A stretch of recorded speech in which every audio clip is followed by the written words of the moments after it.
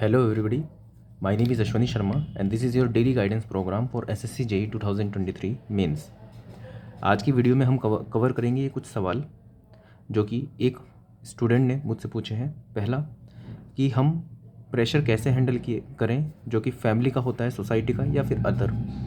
दूसरा, जो फेलियर्स हमें एक के बाद एक देखने को मिलते हैं, सक्सेस नहीं मिलती है, उसको कैसे हैंडल करें। अपना 100% देने के बाद भी सिलेक्शन ना हो पाए तो उस सिचुएशन में हम क्या करें।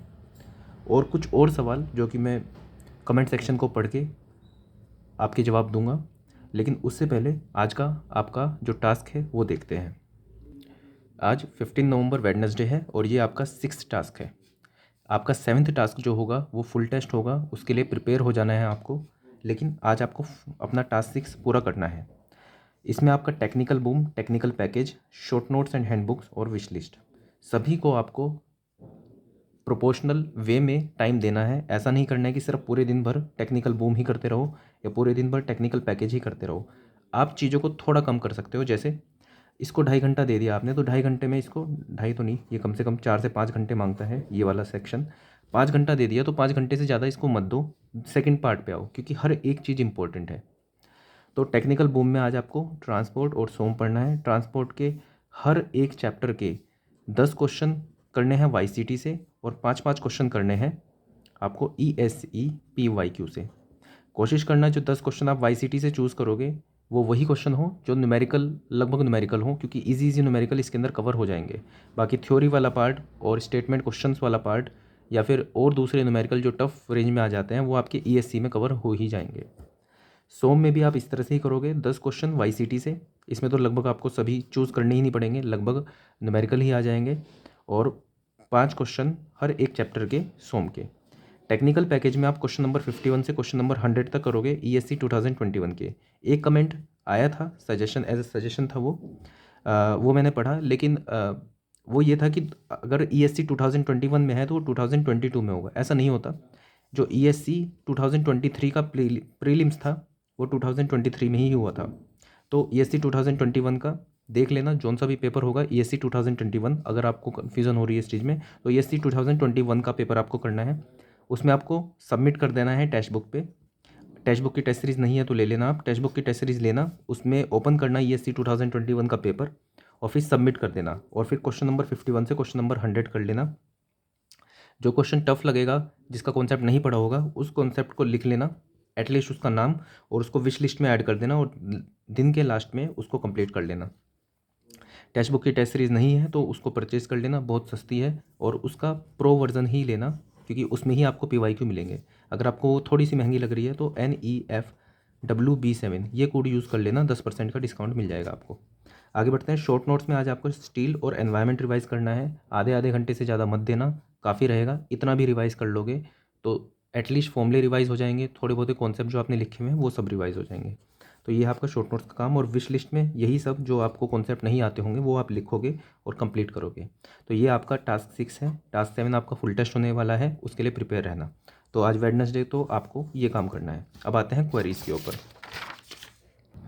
देखो, ये सवाल जो है ये हर एक बच्चे के साथ कॉमन है जो कि गवर्नमेंट एग्ज़ाम्स की तैयारी करता है। बहुत ही इक्के दुक्के लोग होते हैं जिनका पहली बारी में सिलेक्शन हो जाता है। लगभग हमें इस रिगरस प्रोसेस से निकलना पड़ता है। सबसे पहली बात तो ये समझो कि जितना डेवलपमेंट, जितना विकास आपकी मेंटल स्ट्रेंथ जो आपकी बढ़ती है इस प्रोसेस में, हैरेसमेंट होता है, बिल्कुल होता है, लेकिन वो आपको बहुत मजबूत भी बनाता है। तो अगर आपका पहले साल में सिलेक्शन नहीं हुआ तो आप कुछ चीज़ें सीख ही रहे हो, लेकिन वो सीखना तब तक सही है जब तक फाइनली आपका सिलेक्शन भी हो जाए। नहीं तो ये सीखना भी कुछ काम नहीं आएगा आपके। ठीक है।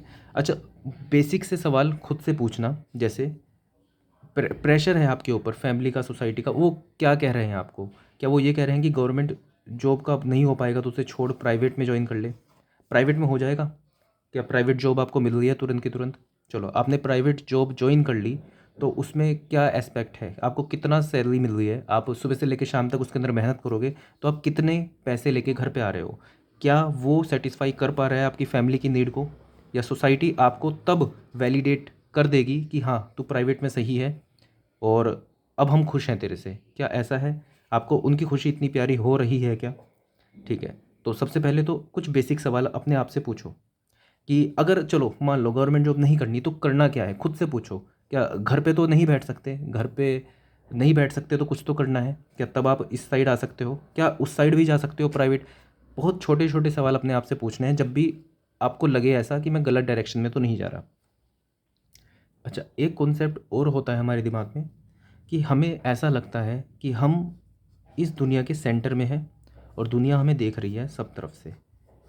ठीक है, हम उल्टी टी शर्ट पहन के बाहर निकल गए, हमारी टी शर्ट में छेद है और हम बाहर निकल गए तो एम्बेरसमेंट सा फील होता रहता है कि जैसे दुनिया देख रही है, दुनिया हंस रही है हमारे ऊपर, किसी को कोई मतलब नहीं है किसी से।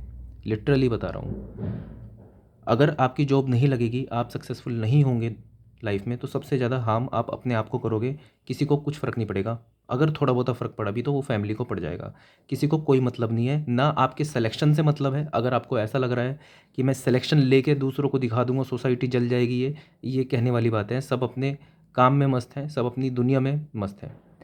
तो अगर आप ये सोच रहे हो कि सोसाइटी को मैं कुछ दिखा दूंगा, सोसाइटी फिर मेरे पैरों में आके गिर जाएगी, ठीक है, ऐसा नहीं है। वैलिडेशन ज़रूर मिलेगी, लेकिन इस सोच के साथ मत करो। अल्टीमेटली आपको अपनी लाइफ बेहतर करनी है कि अगर गवर्नमेंट जॉब लगी तो आपकी लाइफ में क्या क्या चीज़ें चेंजेस होंगी, वो वहाँ से ले सकते हो आप मोटिवेशन।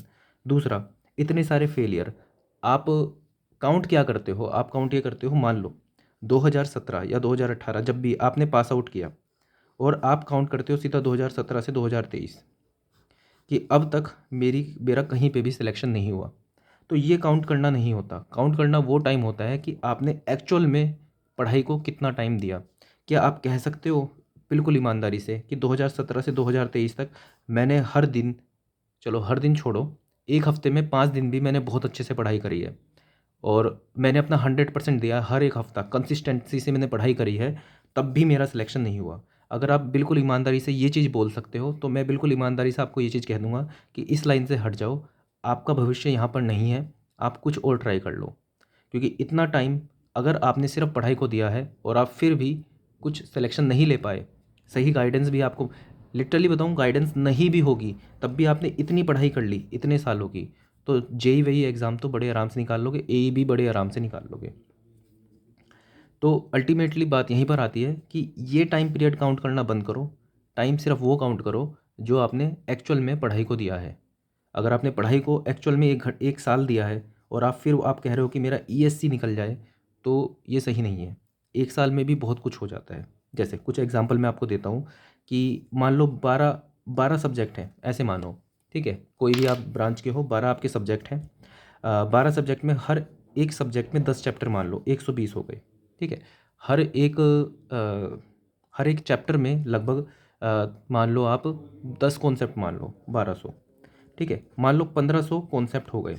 ये मैं ऐसे रफली बता दिया, इससे ज़्यादा कम हो सकते हैं। अब ये समझो कि आप हर दिन मेहनत कर रहे हो, आपने मेहनत की। मैं इस चीज़ को बता रहा हूँ कि फेलियर को कैसे हैंडल करें, और अपना 100% मैंने दे दिया फिर भी सिलेक्शन नहीं हुआ। आप कितने कॉन्फिडेंस से बोल सकते हो कि ये 1500 के 1500 कॉन्सेप्ट, या फिर छोड़ो, इनके 70% 80% कॉन्सेप्ट भी आपको आते हैं? कितनी, आप ईमानदारी से अपने आप से ये चीज़ पूछना, कितने कॉन्सेप्ट सीखे। बात ये नहीं, इसको रैंक या मार्क्स में मत नापो कि आपने अभी टेस्ट दिया तो आपकी कितनी रैंक आई या कितने मार्क्स आए। इससे नहीं नपती चीज़ें। आपकी जो अभी आप कहाँ पर स्टैंड करते हो वो इससे नपता है कि आपने कितने कॉन्सेप्ट हैं और आपको आते कितने हैं। ठीक है, मान लो 1500 कॉन्सेप्ट है, अभी आपसे पूछ लिया जाए मैं आपसे 10 कॉन्सेप्ट पूछूं तो उनमें से आप क्या क्या चीज़ें बता पाओगे। तो एक चीज़ ये हो गई कि क्या आपने सभी कॉन्सेप्ट सीख रखे हैं, सभी नहीं तो क्या 70-80% आपने कॉन्सेप्ट सीखे हुए हैं। क्या आप जो एग्ज़ाम की प्रिपरेशन कर रहे हो, क्या आपने उसका हर एक पीवाईक्यू बहुत अच्छे से किया है, किया होगा, आपने याद भी किए होंगे, लेकिन क्या आपको हर एक क्वेश्चन का कॉन्सेप्ट आता है, हर एक का नहीं, 70-80% का भी आता है क्या? अगर ये सब चीज़ें आपने की हैं तो मैं मान सकता हूँ कि हाँ, आपने 100% दिया है। अच्छा, अब आप सोचते हो, अब कई बच्चे ये भी बोलेंगे कि हाँ, मैंने ये सब कुछ करके देख लिया, मुझे सारे कॉन्सेप्ट आते हैं। तो जो एग्ज़ाम होता है उसमें उसमें आपके मार्क्स नहीं आ रहे हैं, ठीक है। तो ऐसा करना, अब 1 से लेके 100 तक जो आपके क्वेश्चन होंगे, चलो अभी जो परसों को जो टेस्ट होने जा रहा है उसमें मैं आपको फुल टेस्ट अटैम्प्ट करने के लिए बोलूँगा। उसमें आप अपने मार्क्स देखना, 100 क्वेश्चन होंगे, 100 क्वेश्चन को अटैम्प्ट करना और उसके बाद देखना आप कितने क्वेश्चन कर पा रहे हो। लिटरली उसके बाद फिर मैच करना कि ये 1500 कॉन्सेप्ट जो आपने पढ़े हुए हैं और यहाँ पर जो क्वेश्चन आ रहे हैं कितने मैच हो पा रहे हैं, लिटरली बता रहा हूँ 70 से 80% बड़े आराम से मैच हो जाएंगे आपके ये वाले कॉन्सेप्ट जो है कि इतने क्वेश्चन आप कर सकते हो। और पता है आपको सिलेक्शन के लिए कितने चाहिए, 60 से 65 क्वेश्चन भी कर दोगे जो मुझे लग रहा है उसमें आप बड़े आराम से मतलब एक एवरेज से ऊपर निकल जाओगे। ये इतने क्वेश्चन हैं। 40 क्वेश्चन भी छोड़ दो कि जो बहुत टफ है, मान लो कॉन्सेप्ट से भी बहुत ज़्यादा घुमा के पूछ लिए गए हैं, वो नहीं भी कर पाओ, लेकिन 60-65 क्वेश्चन भी क्या आप कर पा रहे हो अभी? ये 60-65 क्वेश्चन बिल्कुल सीधे सीधे उन्हीं कॉन्सेप्ट में से हैं जो आप अब तक पढ़ के आए हो, जो आपके नोट्स में हैं। ऐसा नहीं नोट से बाहर चीज़ें पूछ रहे हैं। एक ख़ास बात ये भी है कि जो आपने कॉन्सेप्ट्स पढ़े हैं और उन कॉन्सेप्ट से अगर नहीं पूछा जा रहा है, कहीं बाहर से पूछा जा रहा है, तो वो तो कोई भी बच्चा नहीं कर पा रहा है। कॉन्सेप्ट से बाहर आई हुई चीज़ कोई भी बच्चा नहीं कर पा रहा है, तो वो तो आप ये समझो 100 नंबर का पेपर नहीं है, 100 क्वेश्चन का पेपर नहीं है, पेपर 80 क्वेश्चंस का ही है। 20 क्वेश्चन अगर बाहर से आ रहे हैं तो वो कोई भी बच्चा नहीं कर पा रहा है, या तो तुक्का मार पा रहा है या फिर उसने बहुत ही ज़्यादा मतलब पीएचडी कर रखी है तो वो उसके आंसर दे पा रहा है। लेकिन ये 80 क्वेश्चन तो आपके हाथ में है ना, आप ये 80 क्वेश्चन क्यों नहीं कर पा रहे हो? कारण इसका यही है कि आप सिर्फ काउंट कर रहे हो ये टाइम पीरियड कब आपने पास आउट किया था और आज क्या डेट है। इस तरह से नहीं होती काउंट चीज़ें। काउंट सिर्फ तब होती है कि हर दिन आपने कितनी मेहनत की है, कितना टाइम दिया है पढ़ाई को। ऐसा भी नहीं है कि सुबह से लेके शाम तक 10 घंटे पढ़ लो। मैं डेली गाइडेंस प्रोग्राम बना रहा हूँ, मैं बोल देता आपको कि डेली आपको 10 घंटे पढ़ने हैं। क्या पढ़ना है 10 घंटे में, किस तरह से पढ़ना है, मैं आपको डेली बता रहा हूँ कि आपको टेक्निकल बूम करना है। टेक्निकल बूम का क्या फ़ायदा है, चलो मैं थोड़ा सा और बता देता हूँ आपको चीज़ों को। टेक्निकल बूम क्या है? टेक्निकल बूम ये है कि मैंने अभी आपको ट्रांसपोर्ट का टेक्निकल बूम दिया। इसमें मान लो ट्रांसपोर्ट के 1 2 3 4 5 6 7 8 9 10 चैप्टर हैं इसके अंदर टेक्निकल ट्रांसपोर्ट के वाईसीटी के अंदर, और मान लो इतने ही ईएससी में है।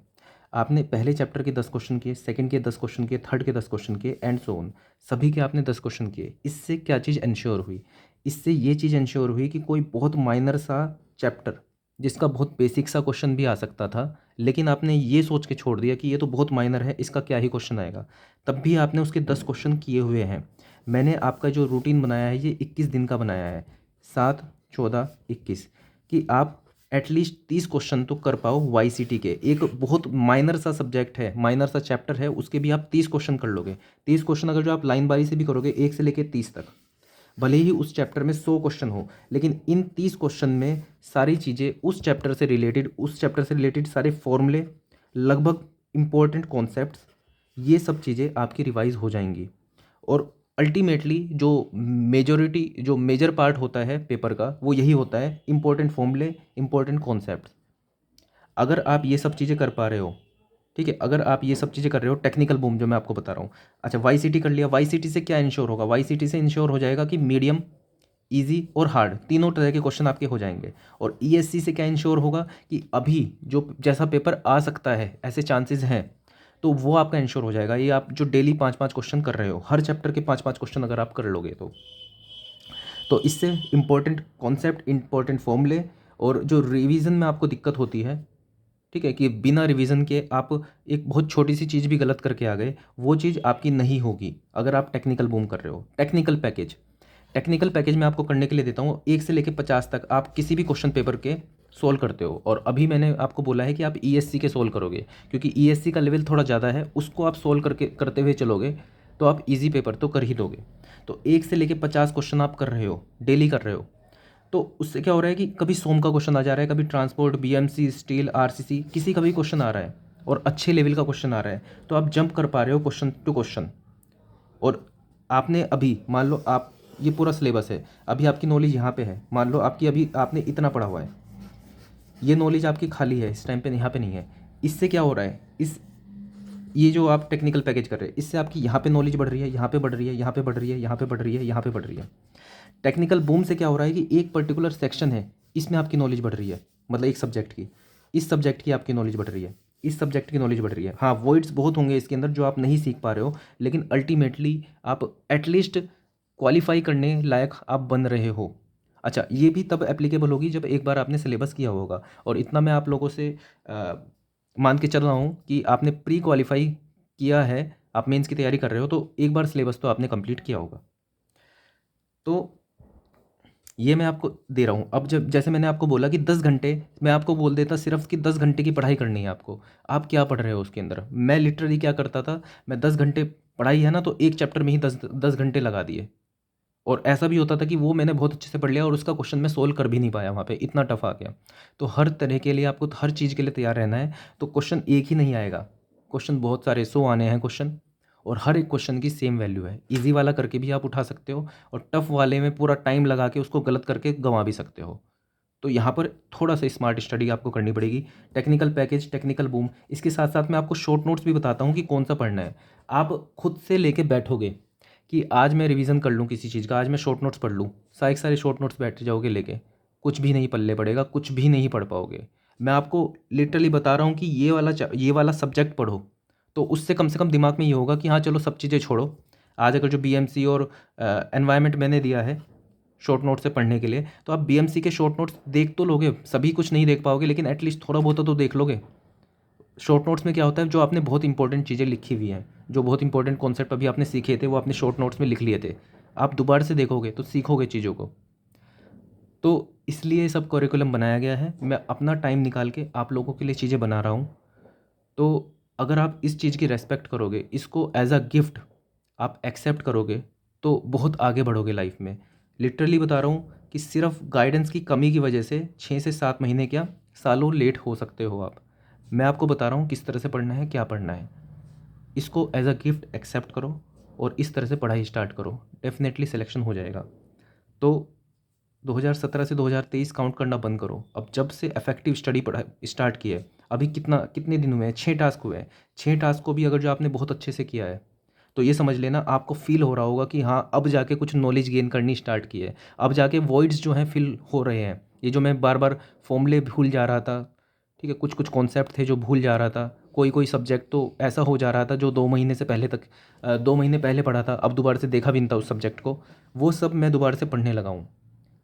आप ये 3 वीक का जो प्रोग्राम है, 21 टास्क का प्रोग्राम है, इसको अच्छे से करोगे तो पेपर वाले दिन आपको ऐसी दिक्कत बिल्कुल नहीं आएगी कि फॉर्मूला भूल गए, कोई कॉन्सेप्ट भूल गए। ठीक है, तो इसको बहुत सीरियसली लो। मैं अपना टाइम निकाल के आप लोगों को दे रहा हूँ ये सब चीज़ें, तो इसकी प्लीज़ रेस्पेक्ट करो। तो प्रेशर को हैंडल कैसे करना है, खुद से सवाल पूछ के कि ये नहीं करोगे तो क्या करोगे, और क्या अगर वो उनके हिसाब से आपने कर लिया, क्या वो खुश हो जाएंगे। तब आप क्या चाहते हो आगे लाइफ में, आपकी लाइफ कहाँ जा रही है। अगर आप ये सोचो कि हाँ अभी मैं प्राइवेट में लेके 4 साल बाद आके फिर गवर्नमेंट की करूँ, तो सोचो तब तो ज़्यादा बड़ा लॉस है ना। ग्राफ देखो आपका कहाँ जा रहा है, इस टाइम पे आपके कितने कॉन्सेप्ट तैयार हैं, आपने पढ़ाई कितनी करी है। अगर मान लो आपने पिछले 3 साल बिल्कुल ऐसे ही निकाल दिए और उसको आप पढ़ाई में काउंट कर रहे हो, तो अपने आप से बेईमानी कर रहे हो। इस टाइम पे देखो 3 साल निकाल दिए तो निकाल दो, उनका रिग्रेट करना छोड़ो, आपकी लाइफ है। आपको किसी को दिखाना नहीं है कि मैंने 3 साल वेस्ट करे कि 4 साल वेस्ट करे। अगर आपको अभी अपनी लाइफ सुधारनी है तो दो अपने आप को टाइम, 1 साल दो और पढ़ो उसके अंदर बहुत अच्छे से। ये 3 साल 4 साल ये कोई कोई नहीं देख रहा, ये और देख भी रहा है तो वो कोई और नहीं देख रहा, वो आप ही देख रहे हो। तो इन सबको हटा दो कि 3 4 साल मैंने तैयारी करी, भली ढंग से नहीं करी लेकिन वो काउंट तो हो रहे हैं, सोसाइटी देख रही है, उनको हटा दो बिल्कुल। ये 1 साल अगर अपने आप को देना चाहते हो तो उसको बहुत अच्छे से दो। ठीक है, और फेलियर्स को हैंडल कैसे करोगे, इस तरह से देख के क्या इंप्रूवमेंट हो रही है, क्या कुछ सीख पा रहा हूँ चीज़ों को। दूसरा 100% अगर जो आपने दे ही दिया, ये जो मैं आपको बता रहा हूँ ये आप सब कुछ कर चुके हो, तो फिर तो मैं आपको कहूँगा कि एक बार एनालाइज करो और कोशिश करो। शायद आपको कुछ चेंज करने की ज़रूरत है अपनी पढ़ाई में, नहीं आपको स्ट्रीम ही शायद चेंज करने की ज़रूरत है। लेकिन अगर इस तरह से आपने पढ़ाई नहीं करी, अपने आप का अपना 100% नहीं दिया, तो एक बार खुद को मौका दे के देखो। ठीक है, तो ये सब हो गया। कुछ पॉइंट छूट गया होगा तो आगे कभी कवर कर लेंगे। बाकी ये क्या था, वाई सी टी परचेज़ करनी है, बिल्कुल करनी है, 2024 के लिए बिल्कुल करनी है वाई सी टी। ऐसी किताब आपको कभी मिलेगी ही नहीं। मुझे जब तक ये किताब के बारे में नहीं पता था, मैं शॉर्ट नोट्स से ही शॉर्ट नोट्स पढ़े जा रहा हूँ, जो नोट्स हैं कोचिंग के वो पढ़े जा रहा हूँ। जब क्वेश्चन आ रहे हैं तो उन नोट्स की नॉलेज को अप्लाई नहीं कर पा रहा हूँ। जब तक आप क्वेश्चन में अप्लाई नहीं करोगे उन नोट्स की नॉलेज को, तब तक कह नहीं सकते कि आपने कॉन्सेप्ट सीखा कि नहीं सीखा। यहाँ पे आपको बिल्कुल भर भर के आपके पास सामने क्वेश्चन है जो कि आए हुए हैं एक्चुअल एग्जाम में, वो आपको डायरेक्टली मिल रहे हैं प्रैक्टिस करने के लिए कि आपने कॉन्सेप्ट कुछ सीखा है कि नहीं। तो क्यों फ़ायदा उठाओ ना यार इस चीज़ का। ठीक है, तो जो चीज़ मिली है किताबों में कभी भी कंजूसी मत करो। आपको लग रहा है कि यार ये काम की है, नहीं काम, खरीद लो, कोई दिक्कत नहीं है। काम ही आनी है। लेकिन मैं अगर जो रिकमेंड कर रहा हूँ तो प्लीज़ उसको ख़रीद लो। YCT की किताब भी ख़रीद लो, ESC के PYQ भी ख़रीद लो, ठीक है, IES मास्टर के, ठीक है। इसमें मुझे कुछ नहीं मिल रहा है, मैं जस्ट फ्री की एडवर्टाइजमेंट कर रहा हूँ यहाँ पे। तो जो चीज़ मुझे अच्छी लगी मैं उसकी एडवर्टाइजमेंट कर रहा हूँ। तो चलो आज के लिए इतना ही, वीडियो काफ़ी लंबी हो गई, बाकी सब क्वेरीज अगली वीडियो में लेंगे। So that's all for this video, thank you.